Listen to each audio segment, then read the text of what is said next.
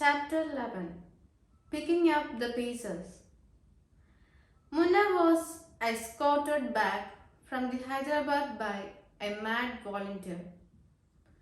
On the bus, we made a fresh discovery about our lad. He suffered from travel sickness.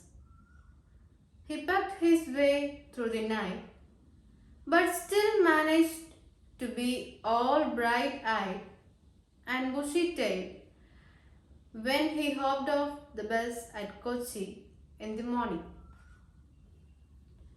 Sneha Children's Home was happy to have him back. Everyone at MAD was happy to have him back. And most of all, Munna was happy to be back.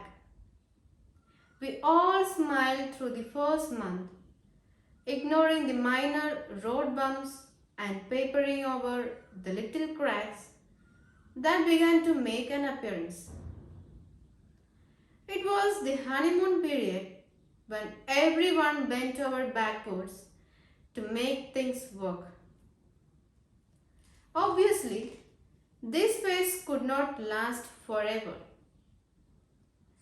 The shelter home authorities were over-indulgent with him and little misdemeanors were dismissed without much demur. When small sums of money started to vanish, it was brushed aside for lack of evidence. Incidents of bullying were ignored in the hope that he would soon settle down to better behavior. There was only the cryptic comment from the administrators of Sneha Children's Home. He is no longer our Munna. The mad volunteers showered attention and affection on him. We visited him constantly and I took him out shopping for clothes and school stationery. He called all the mad volunteers constantly. It was a rare day when he did not dial one of us, and we were always ready to listen and comply.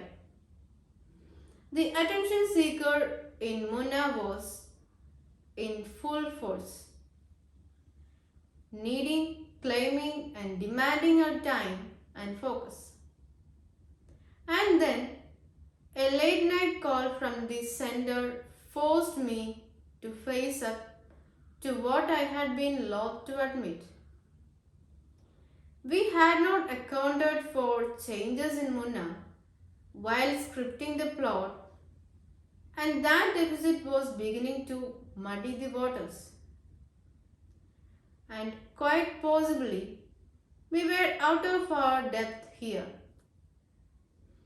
The call was to inform me that Munna had been diagnosed as dangerously suicidal during a medical check for the children.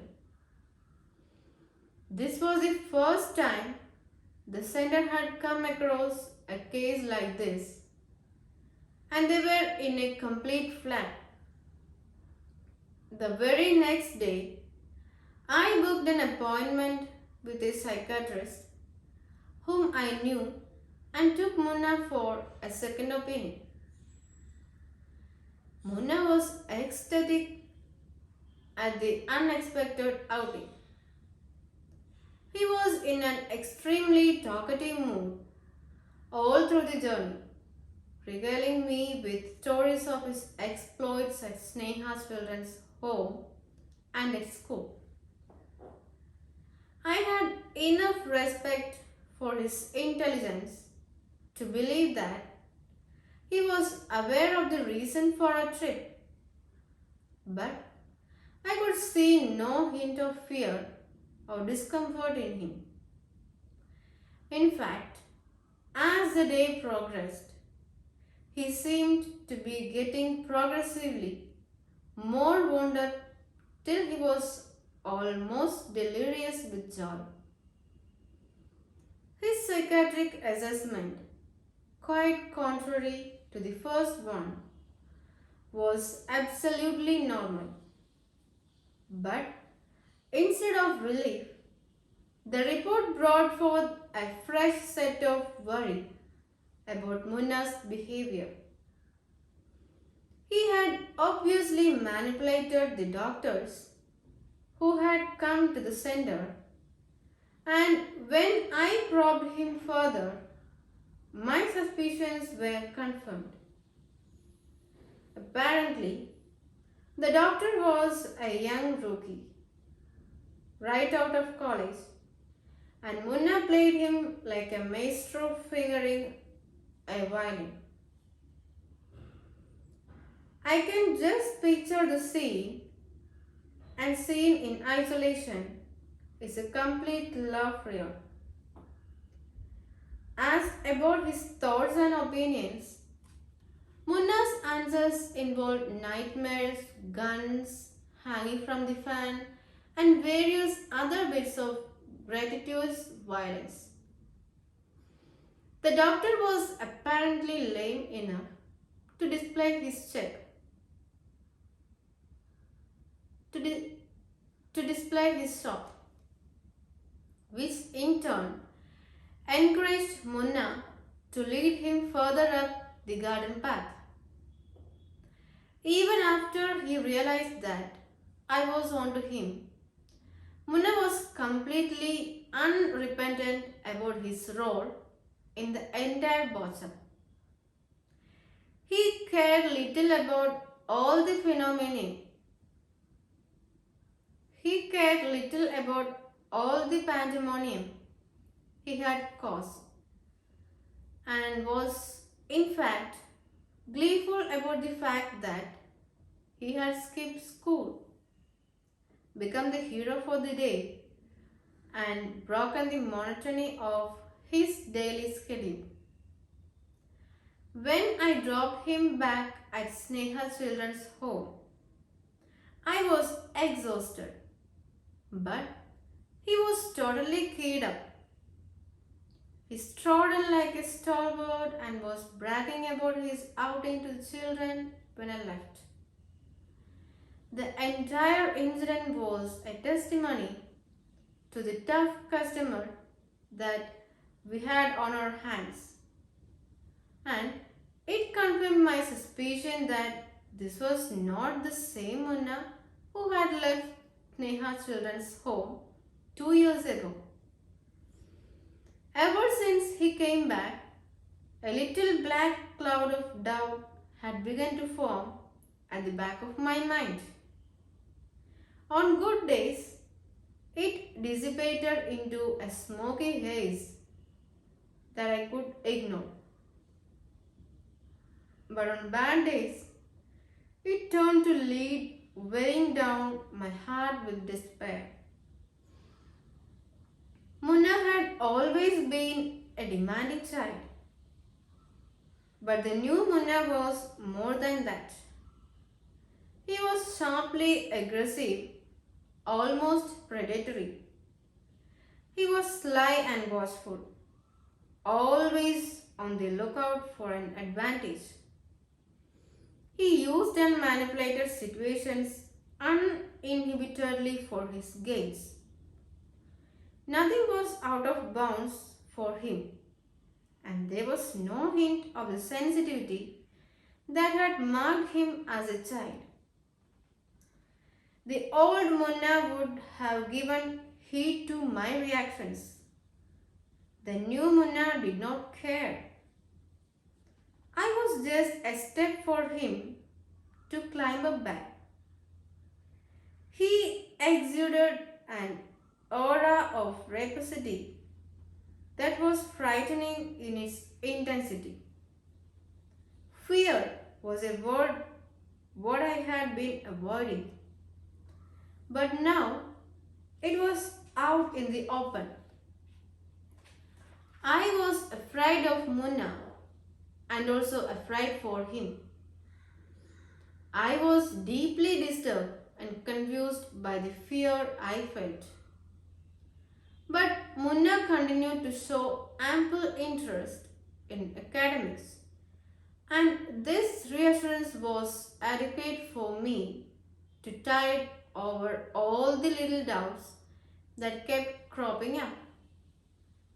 Today, I know that these are not signs to be ignored, and hoping for a happy ending will not make it so. No matter how ardent the yearning, honest assessment and active intervention is critical to setting things right. My response to the situation back then is a measure of how distant I was from the reality of Munna's life. Even after working at Sneha Children's Home for 3 years. Then another incident took place which further aggravated my misgivings.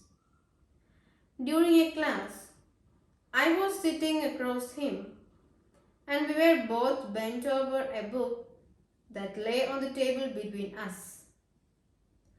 All of a sudden, Munna fell silent mid-sentence. I looked up at him and saw him looking down my neckline. I felt the blood rush to my face, but Munna didn't miss a beat. Dupatta to Sita karo. Straighten your dupatta, he drawled nonchalantly.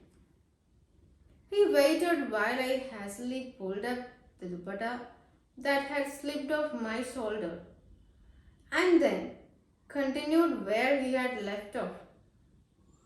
I remember screaming through the class, willing the hands of the clock to move faster.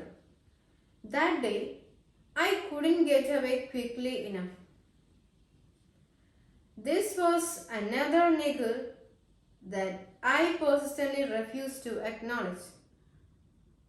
But my refusal to give it a name could not kill something that had already seeded and was snaking towards a dark denouement. The Munna who had returned was taller, broader, less a child, and more a teenager. In addition to the physical development, there was a sharp spike in his sexuality, which, colored as it was by his newfound forcefulness, was a time bomb awaiting explosion. I had a foreboding of troubles to come, and it wasn't long in coming.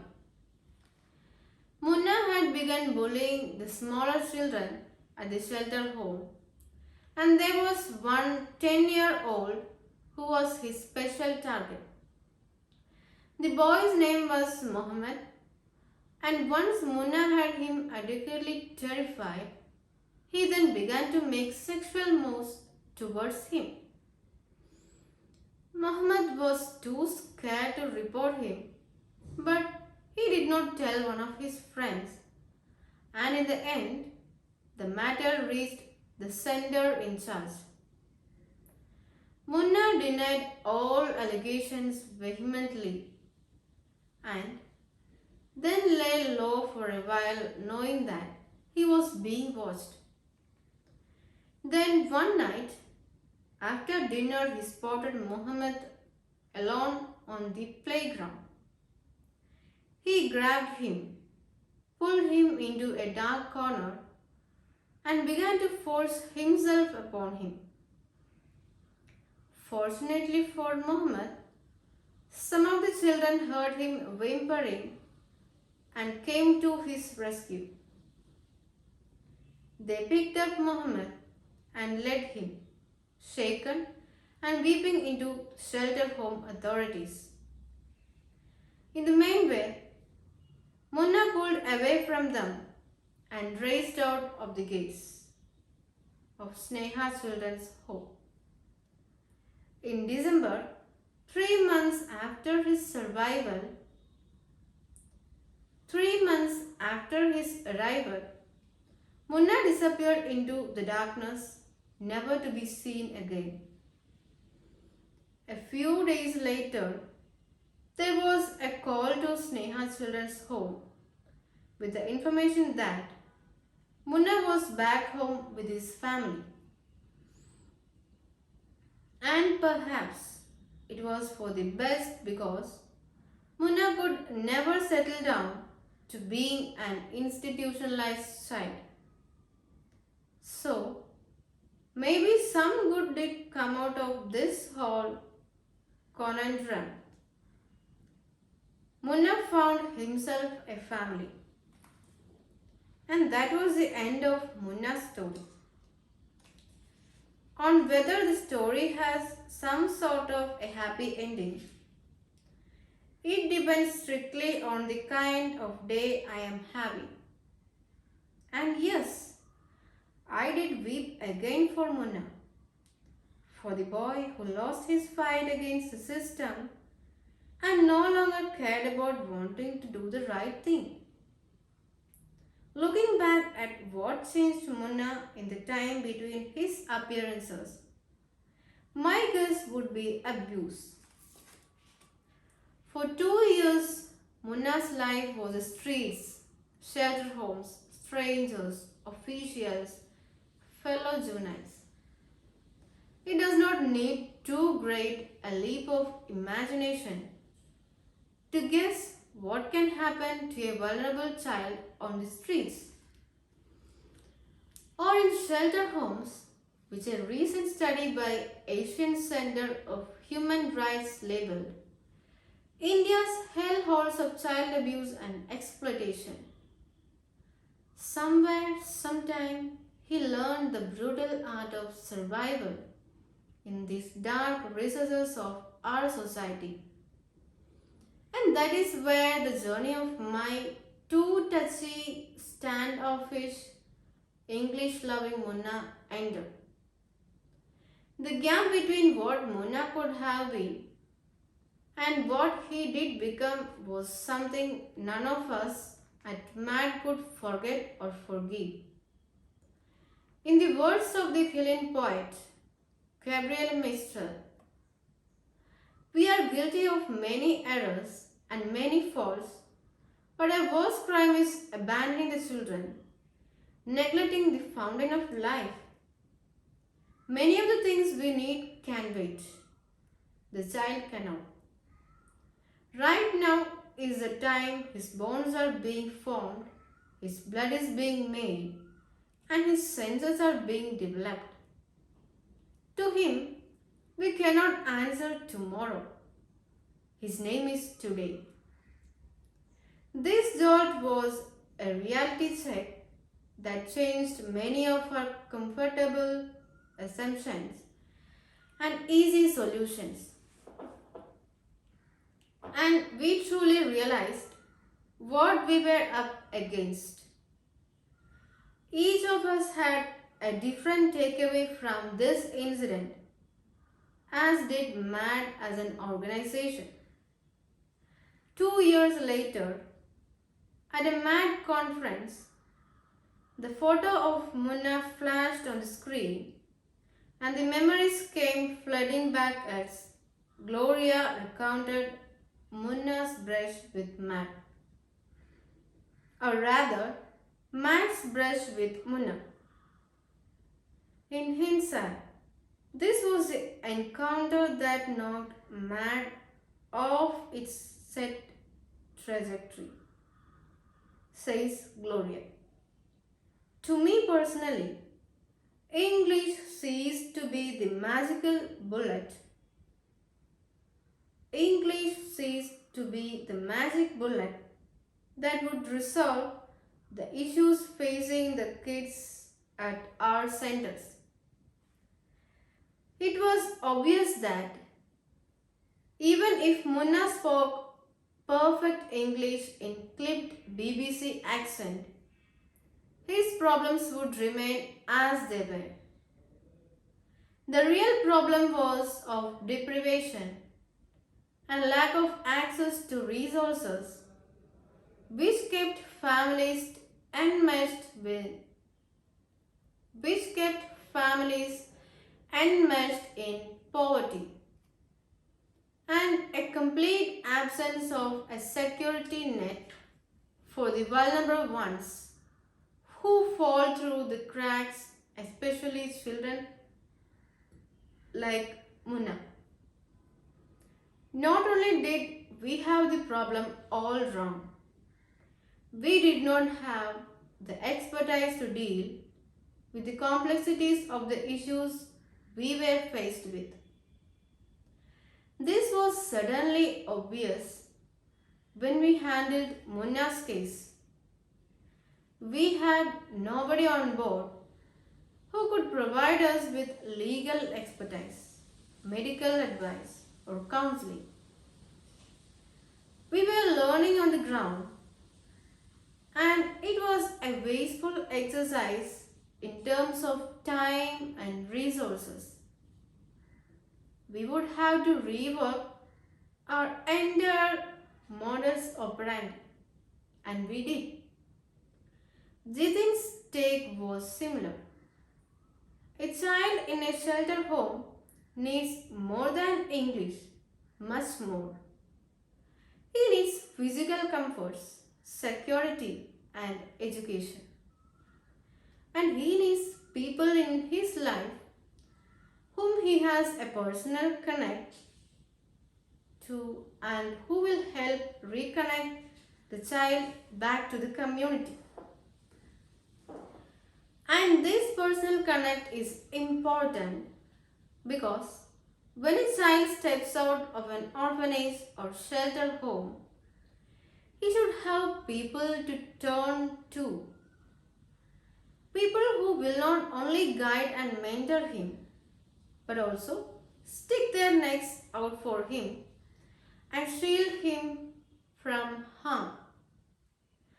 I am quite proud of the way Matt swung into action for Munna. We mobilized every resource and as an organization stood up for one of our kids. We took ownership of his well-being when we could have shied away from the responsibility because it was not our job. I want our volunteers to be more than teachers. I want them to be mentors. I want every one of our kids to be handheld, guided, and nurtured. Our kids need unconditional support and complete scrutiny and complete security. And I want mad volunteers to be able to provide it. Thereafter, this need for individual attention popped up repeatedly and finally culminated in a teaching model that revolved around mentorship in 2014. This thought process also carried the seeds of the Propel project and the mentorship project, which came to fruition in 2013. My USP as a teacher had been an ability to put myself in my students' shoes and always be in their corner. As a physically and emotionally abused kindergartner, I have indelible memories of my powerlessness as a child. The episode at school cast a shadow over my entire childhood, and even at my happiest, I was always mindful of the fact that each merry moment hinged upon the goodwill of adults in my life. This constant awareness of the fragility of my well-being and lack of decision-making rights robbed me of a carefree childhood. But as a teacher, this realization brought forth a strong empathy for the children in my care. I was very careful about listening to my students and strengthening their self image. But with my institutionalized students, I had fallen short. I had been aware that children at shelter homes lacked a secure emotional base on which to build up a life and relationships. After the Munna episode, I realized how enormous this emotional lacuna really was. It was only after he ran away that I looked into his records and learned his real name, Iqbal Rahi, and I had been teaching him for a year. He was a nothing in official statistics and nobody in social terms. There was not a soul he could lay claim to, and there was no one who was responsible for him. For all practical purposes, he was non existent, non consequential, unreal even. He appeared out of thin air and vanished without a trace. A shelter home as it exists is merely a holding place for children who have slipped through the traditional structures of child upbringing. It is not a sanctuary and certainly not a home. It can neither stimulate the love, care and nurture of caregivers in a home nor substitute for the individual attention given to children brought up within a family. It is not a place that is conducive to raising emotionally healthy individuals. For an institution, a child when present is just a number and when absent is a missing number. What can such inconsequentiality and worse, the knowledge of this inconsequentiality do to you? Did it leave a gaping hole within through your soul leached out, leaving you listless and void of hope? And what would it take to reverse the deep damage caused in these impressionable years? In these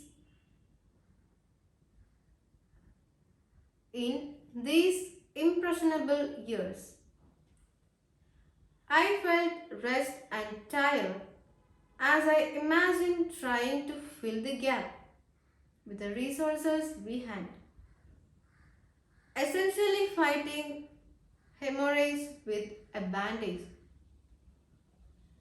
That night, a friend sent me a forward about the mountain man Dashrath Manji, a landless farmer from Bihar who spent over 2 decades taking down a mountain armed with nothing more than a hammer and chisel. Having lost his wife due to the distance between his village and the nearest hospital, Manji constructed a 360 feet long, 30 feet high, 25 feet wide passage through Gaylord Hills. The road reduced the commute from his village from 8 kilometers to 3 kilometers, giving Dashrath Manji the satisfaction of having moved a mountain to wrest control from destiny. Stories don't get more inspirational than that. Maybe it was a sign. As a believer, I clutched onto the possibility, as feeble as it may have been. Then, somehow, the task ahead began to seem more doable. Also, I needed to pull myself together really quickly because the Mumbai Half Marathon was less than a month away,